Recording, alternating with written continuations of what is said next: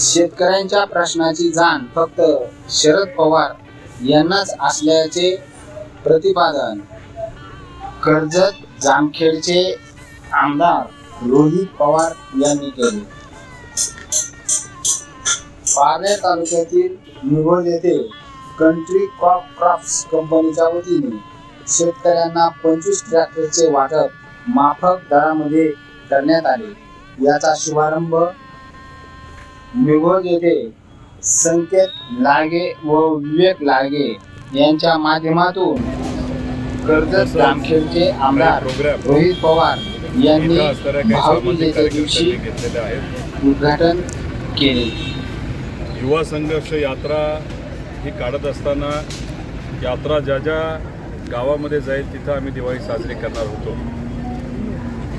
पण संवेदनशील परिस्थिती महाराष्ट्रामध्ये आल्यानंतर आम्ही 100 किलोमीटर चालल्यानंतर मग आपण काही प्रमाणात यात्रा तुर्तास तरी थांबवावा असा विचार करून ती यात्रा थांबवली आणि दिवाळीनंतर यात्रा परत एकदा सुरू करू असा निर्णय घेतला। ती यात्रा उद्या दिवाळीनंतर आपण ती सुरू करत आहोत। पण दिवाळी साजरी करत असताना गावात लोकात जाऊनच करायची हा जो निर्णय घेतला होता तो आदरणीय पवार साहेबांना जेव्हा सांगितलं तेव्हा साहेबांनी सांगितलं की शब्द हा आपल्याला पाळावा लागतो। मग अशा पद्धतीने ज्या ज्या जिल्ह्यातून यात्रा जाणार होती तिथं जाऊन आम्ही सामाजिक कार्य घेऊन तिथं ती दिवाळी साजरी केलेली आहे। भाऊबीजेच्या निमित्ताने आपल्या या तालुक्यामध्ये आल्यानंतर एकल महिलांच्या उपस्थितीमध्ये भाऊबीज आम्ही सर्वजण मिळून तिथं साजरी करणार आहोत। तसंच एक संकेत नावाचे जे संकेत आणि विवेक असे 2 युवा मिळून एक व्यवसाय त्यांनी शेतकऱ्याच्या हिताचा जो चालू केलेला आहे, तर त्या व्यवसायाचं उद्घाटन आणि ट्रॅक्टर जे 25 त्यांनी शेतकऱ्याला दिले ते लोकार्पण सोहळा तिथं घेतला आणि ज्या बँकेचं नाव या परिसरामध्ये चांगलं आहे त्या बँकेला सदिच्छा भेट देण्यासाठी आम्ही सर्वजण आलो होतो आणि अशा पद्धतीने सर्व लोकांबरोबर आज भाऊबीज आम्ही सर्वजण मिळून साजरी करत आहोत। शेतकरी जास्त आहे, कांदे आमच्याकडे गाड्यावर खरेदी केले जातात। एका गाड्याची किंमत 50,000 रुपये आजच्या घडीला। 50,000 कांदे विकायला 3 महिने कष्ट करावे लागतात। आज आमचे ते पैसे वाचलेले आणि पैसे वाचवणे हा एक देखील नफाच असतो। ते सर्व शेतकऱ्यांनी व्यावसायिक दृष्टीने जेव्हा शेती करतो त्यावेळेस ते गणित उलगडत जातात आणि त्याच्यानंतर जरा प्रोक्युरमेंट सगळ्यात अवघड विषय आहे ॲग्रिकल्चरमध्ये। कंट्री क्रॉप नाव येत असताना कंट्री क्रॉप का दिला, काही देशाच्या पिकाला कसं उगवायचं आणि कसं वाढवायचं हे माहिती करायची गरज आजच्या शेतकऱ्याला किंवा भारतातल्या तरी शेतकऱ्याला काही गरज नाही का कोणी येऊन आम्हाला शेती कशी करायची शिकवायचं। पण पिकवलेला माल विकायचं कसं ही समस्या भारत स्वतंत्र झाल्यापासून आजही उलगडलेली नाही। त्याच्यावर आपण APMC सोबत पुणे APMC मुंबई APMC सोबत दालनाच्या माध्यमातून त्याच्यावर पण काम चालू आहे। शेतकऱ्यांचा माल जागच्या जागेवर घेऊन पक्क बिल देऊन 2 ते 3 तासात त्याच्या अकाउंटला आर्टिफिशियली पैसे जातील याची व्यवस्था 1 जानेवारी 2024 पासून करण्याचं आपलं नियोजन आहे। आणि अनेक गोष्टी ज्या ज्या शेतकऱ्याला लागतात तिथं अनेक पैसे वाया जातात किंवा जास्त जातात ते सगळं आपलं कंट्री क्रॉपच्या हाताखाली उपलब्ध राहील। एक स्टार्टअपचं उद्घाटन असं होईल असं मला देखील वाटलं नव्हतं आणि दादा हे सर्वांना वाटलं नव्हतं। तर मी दादा म्हणून दादा कार्यक्रम आहे केवळ मी सगळे तुझ्या घरी होतो, त्यांना पण माहित नव्हतं की नक्की काय। सकाळी जी करिअरची जबाबदारी घेतली माझी असेल विवेकची असेल त्याला आम्ही पूर्णपणे विश्वासार्हतेने सार्थ ठरवली। कुठल्याही शेतकऱ्याकडून 1 रुपया देखील घेतला नाही। जे ट्रॅक्टरच्या कंपनीने अकाउंट दिलं किंवा डीलर दिले त्यांना पैसे चॉईस करून ट्रॅक्टर सिलेक्ट करून ज्याला लावणार तो ट्रॅक्टर घेऊन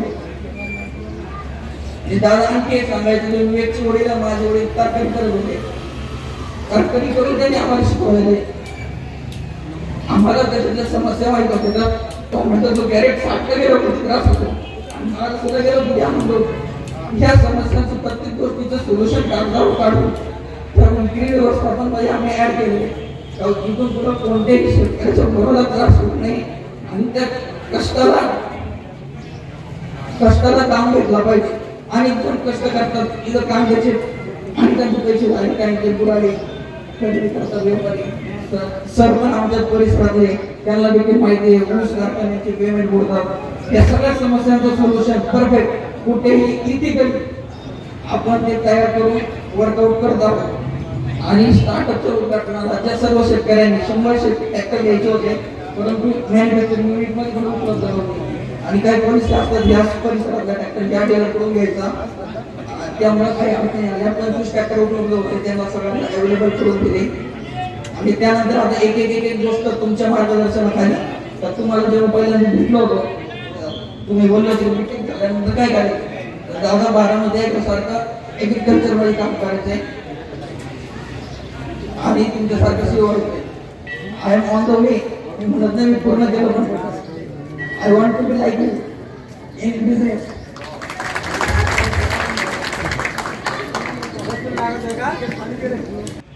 मान्यवर पदाधिकारी, पत्रकार, सरपंच सदस्य,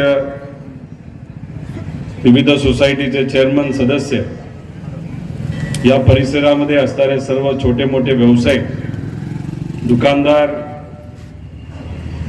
उपस्थित असणारे सर्व शेतकरी बंधू आणि भगिनींनो, मी मनापासून आपल्या सर्वांना दिवाळीच्या शुभेच्छा देतो.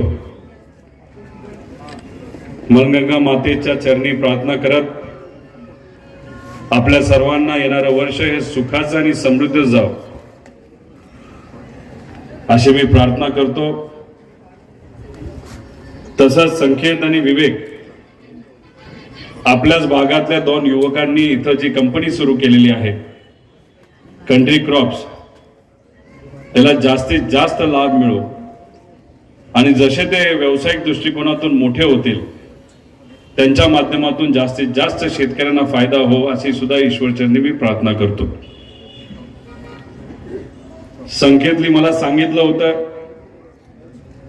फार छोटासा कार्यक्रम आहे, फक्त यायचं, पीठ कापायचे, जास्तीत जास्त 10 ते 12 नाही तर 15 मिनिटं लागतील, त्याच्या पुढे 1 मिनिट सुद्धा लागणार नाही असं त्यांनी मला सांगितलं होतं. मला असं वाटतं की उतरल्यापासून त्या कमानीपर्यंत यायलाच मला 15 मिनिटं लागले, नंतर जे काही वेळ लागला तो लागला. आज भाऊबीज असताना सुद्धा आणि एवढा उशीर होऊन सुद्धा तुम्ही एवढ्या मोठ्या संख्येने इथं उपस्थित राहिलात, त्यासाठी मी आपल्या सर्वांचं मनापासून आभार व्यक्त करतो. कारण का तुम्ही फक्त या कार्यक्रमासाठी उपस्थित राहिलात असं नाही.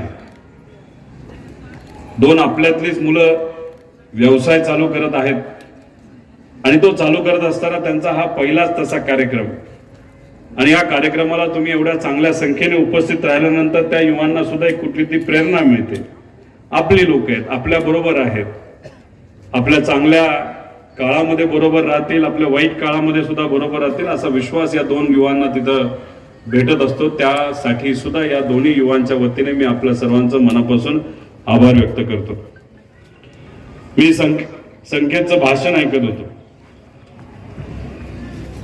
खरं तर व्यावसायिक दृष्टिकोनातून त्यांनी दुसऱ्यांदा प्रयत्न केला असावा, बरोबर का संकेत? तुम्हाला काही प्रमाणात पहिल्याच वेळेस अडचण आली, पण दुसऱ्या वेळेस ठाम राहून तुम्ही हा व्यवसाय चालू केला, त्यासाठी खरंच तुमचं अभिनंदन केलं पाहिजे. कारण पहिल्याच प्रयत्नाला जेव्हा अडचण येते, मोठी मोठी लोक सुद्धा खचून जातात आणि तुम्ही खचला नाही याच्यासाठी खऱ्या अर्थाने तुमचं अभिनंदन केलं पाहिजे. आणि हीच वृत्ती, हाच विचार आपला मराठी माणसांचा असतो. मराठी माणसांना कितीही अडचणी आल्या तर मराठी माणसं कधी घाबरत नाही, कधी माघार घेत नाही, आणि हीच आपल्या सर्वांची खरी ताकद आहे, हे आपण सर्वांनी जाणून घेतलं पाहिजे. मी माझ्या जीवनामध्ये सुद्धा व्यावसायिक दृष्टिकोनातून अनेक वेळा चुका केलेल्या आहेत, पण त्याच्यातून नक्कीच मी शिकत गेलो. फक्त तीच चूक परत होणार नाही याची काळजी तिथं मी घेतली. खरं तर तसं बघितलं तर व्यावसायिक दृष्टिकोनातून मला आजपर्यंत कधीही असं वाटलं नाही की व्यवसाय सोडला पाहिजे. पण मधल्या काळात राजकारणात आल्यानंतर, राजकारणातलं खालची पातळी बघितल्यानंतर कधीतरी माझ्या मनामध्ये गायकवाड साहेब असं आलं होतं की राजकारण सोडून द्यायचं का काय.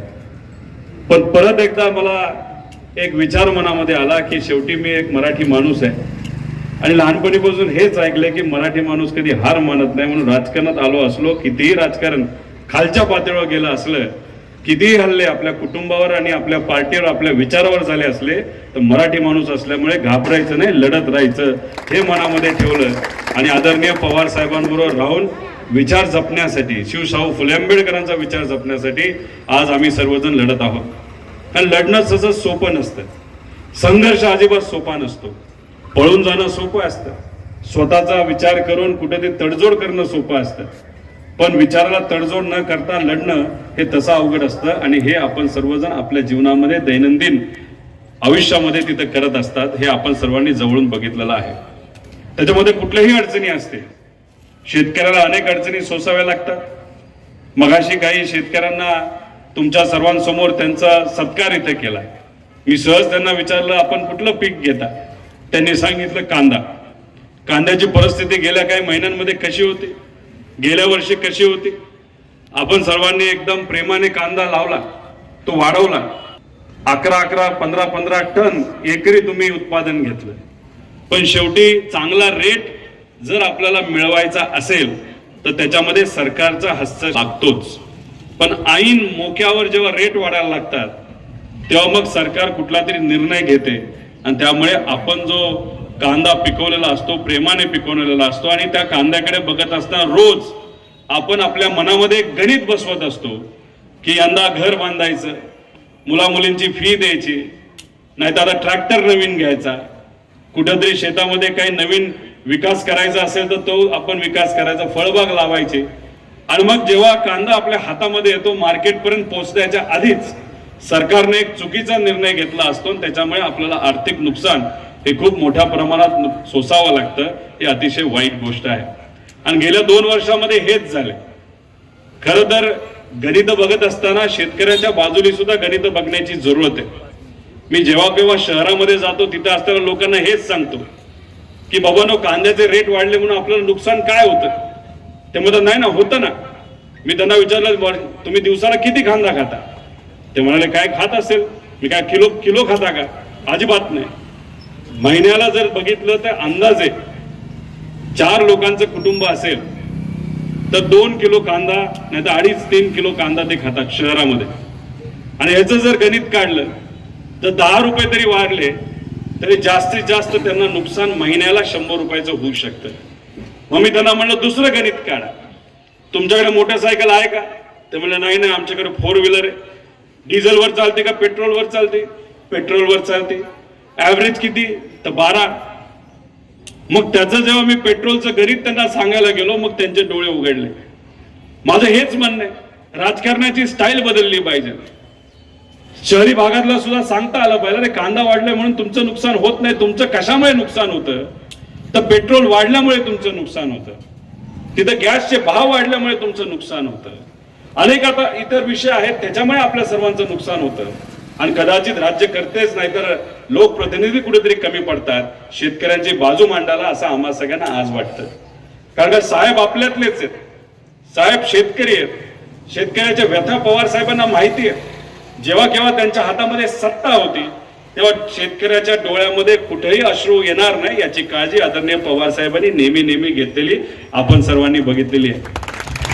दुधाच्या बाबतीत सुद्धा जेव्हा रेट पडायचे तेव्हा मुद्दामून सर्व प्रोसेसिंग कंपनीला सांगायचे, कोऑपरेटिव्ह असू नये तर प्रायव्हेट, की तुम्ही दुधाची पावडर बनवा, ती तशीच ठेवा, तुम्हाला व्याज देतो. पावडर भारताच्या बाहेर काढण्यासाठी आम्ही तुम्हाला आर्थिक मदत करतो शासनाकडनं. कधी कधी तर आपण बघितलं महाराष्ट्रातलं दूध हे महाराष्ट्राच्या बाहेर रेल्वेली सुद्धा आपण सर्वांनी घेऊन गेलेलो आहे. कांद्याच्या बाबतीत तेच झालं, ऊसाच्या बाबतीत तेच असेल. तर शेवटी शेतकऱ्यांना काय लागतं, काय अडचणी असतात हे समजून घेणं पण तितकंच राजकारणामध्ये महत्वाचं आहे. आणि जसं राजकारणामध्ये महत्वाचं आहे तसं व्यवसाय सुद्धा महत्वाचा आहे. म्हणून संकेत जेव्हा मगाशी भाषण करत होता तो व्यावसायिक म्हणून भावनिक झाला नाही, तो एक शेतकऱ्याचा मुलगा म्हणून तिथं भावनिक झाला. एका अशा युवांना सुरुवातीला अडचण आली आणि त्या अडचणीतून तो शिकला म्हणून तो कुठेतरी भावनिक झाला. मला संकेतला आणि विवेकला एवढंच सांगायचंय की व्यावसायिक दृष्टिकोनातून जर तुम्ही गाडी चालवत असाल तर गाडीचं स्टेअरिंग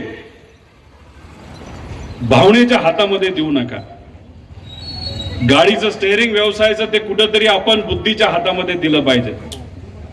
आणि जर आपले जे काही कुटुंबीय असतात, नातेवाईक असतात, प्रेमाची माणसं असतात, शेतकरी असतात, त्यांच्याबद्दल भावनिक व्हायला काही हरकत नाही. त्यामुळे ही गोष्ट आपण मनामध्ये ठेवा. आपले जे सप्लायर असतील, उत्पादक असतील, ज्यांना आपण विकतोय, ग्राहक असतील, ह्यांच्याबद्दल भावनिक व्हायला हरकत नाही. पण बाकी इतर गोष्टीमध्ये भावनिक होऊन चालत नाही. व्यवसाय करायचा असेल तर व्यावसायिक दृष्टिकोनातूनच करावा लागतो. पण करत असताना तो खऱ्या अर्थाने चांगला व्यवसाय असावा. दुसऱ्याच्या जीवावर दुसऱ्याला अडचणीत आणून व्यवसाय करून कधीही तो टिकत नाही. आणि लोकांना जर तुम्ही फसवणार असाल, लोकांना तुम्ही अडचणीत आणणार असाल, तर एक तुम्हाला सांगतो, कितीही पुरोगामी जगामध्ये आपण जगत असलो तरी जर एखाद्या गरीबाला आपण नुकसानात आणलं, त्याला अडचणीत आणलं, तर त्याला जर आपल्याला त्या ठिकाणी मनामध्ये एखादी चुकीची गोष्ट म्हणली, ती 100% झाल्याशिवाय राहत नाही. म्हणून गरीबाचं नुकसान होणार नाही या बाबतीतली काळजी आणि दक्षता ही आपण सर्वांनी तिथे घेतली पाहिजे. त्याच्याच बरोबर मगाशी बोलत असताना मला सांगितलं की कुकडीच्या बाबतीतला प्रश्न आहे. मला इथं फक्त आपल्या सर्वांना क्लिअर करायचं आहे की जेव्हा कुकडीच्या आवर्तनाची बैठक पुण्यामध्ये आदरणीय अजितदादा आता पालकमंत्री त्यांच्या अध्यक्षतेखाली झाली होती, तेव्हा मोजकेच आमदार तिथं होते, मी सुद्धा तिथं होतो. त्यांच्याची चर्चा होत असताना चर्चा अशी झाली होती की कुकडी प्रकल्पातून पाणी आपण 15 तारखेला तेव्हा सोडायचं जर बैठकीनंतर चांगला पाऊस हा या 4-5 तालुक्यामध्ये झाला तरच 15 तारखेला सोडायचं, आणि पाऊस झाला नसेल तर 1 डिसेंबरलाच पाणी सोडायचं. त्यामुळे ज्या पद्धतीने त्या बैठकीमध्ये चर्चा झाली तशाच पद्धतीने 1 डिसेंबरला पाणी सुटेल अशी काळजी हे सरकार सुद्धा घेईल, पालकमंत्री सुद्धा घेतील, आणि त्यासाठी आम्ही सर्वजण पाठपुरावा करू असा शब्द या ठिकाणी आपल्या सर्वांना देतो. त्याच्याच बरोबर अनेक इतर विषय, पण पुढच्या कार्यक्रमाला मला जायचंय. पण आपण खूप मनापासून इथं मोठ्या संख्येने इथं आलात, मोठे मोठे दिग्गज इथं मान्यवर इथं आलेत, आणि 1-2 युवा चांगला व्यवसाय तिथं करत आहेत.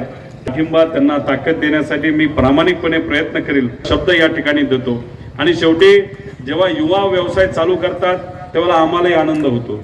आम्ही एक यात्रा काढत आहोत, युवा संघर्ष यात्रा. 800 किलोमीटरची यात्रा आहे. त्यातला 100 किलोमीटरचा टप्पा हा काही दिवसांपूर्वी आम्ही पार पाडला.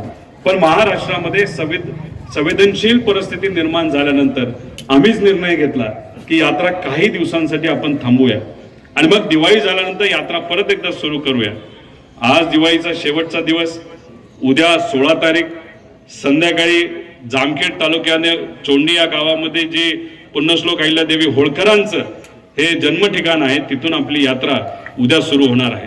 त्याच्यामध्ये शेतकऱ्यांचे मुद्दे, त्याच्यामध्ये युवांचे मुद्दे आहेत, त्याच्यामध्ये महिलांचे, युवतींचे अनेक असे मुद्दे आहेत जे खऱ्या अर्थाने आज त्याच्यावर काम करण्याची जरूरत आहे. कारण मी ज्या युवांना भेटतो, अनेक असे युवा आहेत की त्यांच्या आई वडिलांनी कष्ट करून त्यांना शिकवलं, आणि मी जेव्हा त्या युवांना विचारतो तुमच्या आई वडिलांचं शिक्षण काय, ते म्हणतात 10वी पर्यंत शिकलेत, 12वी पर्यंत शिकलेत, म्हणजे शाळेत सुद्धा गेले नाही.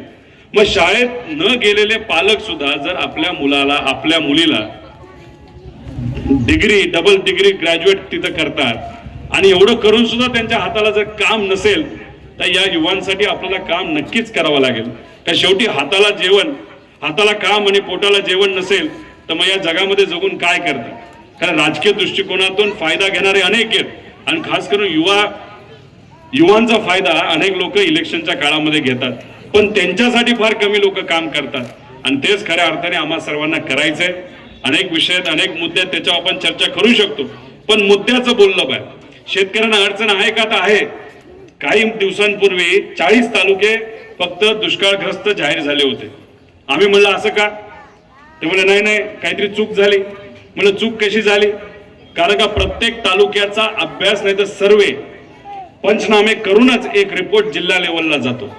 जिल्हा लेवलला गेलेला तो रिपोर्ट राज्य पातळीवर जातो, आणि मग राज्य पातळीवर गेल्यानंतर सगळ्या जिल्ह्यांची एकत्रित चर्चा होती.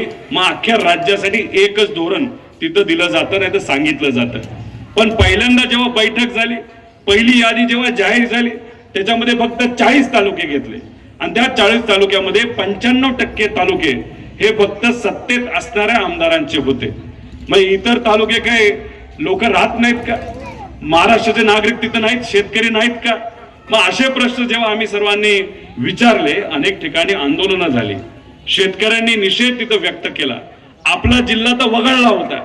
आम्ही म्हणलं असं कसं चालेल, आम्ही त्या तालुक्याचे लोकप्रतिनिधी आहोत, त्या तालुक्यामध्ये काय परिस्थिती याची जाणीव आम्हाला आहे ना. सरकारकडनं एक सुद्धा टँकर आमच्या मतदारसंघामध्ये दिला नव्हता. आम्ही सर्वांनी मिळून 46 टँकर गेल्या 4 महिन्यामध्ये चालू ठेवले होते.